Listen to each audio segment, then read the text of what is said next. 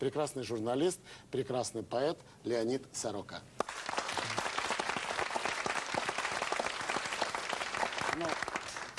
Я знаю, что вы какое-то время работали в легендарном просто и, наверное, самом известном сатирическом журнале, который назывался «Крокодил». Ну да, я, собственно, был его автором, так постоянным. Какое-то время я переводил много туркменских поэтов, печатался там, и мои стихи там выходили. Туркменских поэтов. Да, кстати, я могу сейчас по-туркменски вам 4 ну-ка, строчки. давайте, по-туркменски. Например, «Ак моя елда гилды, юки тевризде гилды, джикиде дерда апарды, дерманы гизды гилды». Нормально. Опа, Нормально? красиво. Это, по-моему, Я выступал в Туркмении, надо было зарабатывать деньги. Надо было зарабатывать деньги, я выступал, ездил с писателями, надо было неделю работать, чтобы заработать в бюро пропаганды, а потом уже сидеть в Фирузе и переводить. Мне вот тоже один стих у нас в пионерском Туркменский. лагере, да.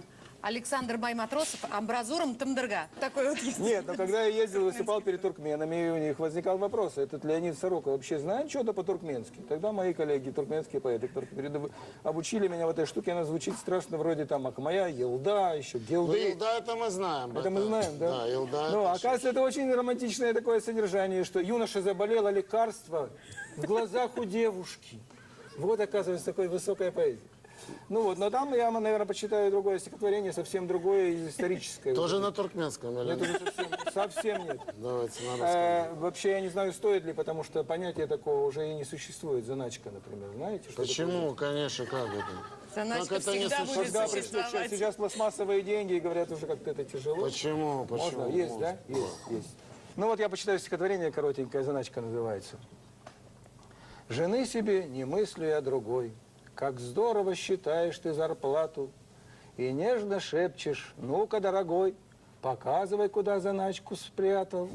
Чего-чего не сделаешь, любя, я вспарываю внутренность фуражки и достаю оттуда для тебя 2 новенькие красные бумажки. Тебе не сыщешь равной по уму, хранительница нашего достатка. Я в коридоре тапочки сниму, в одном десятка и в другом десятка». Леонид Сорока!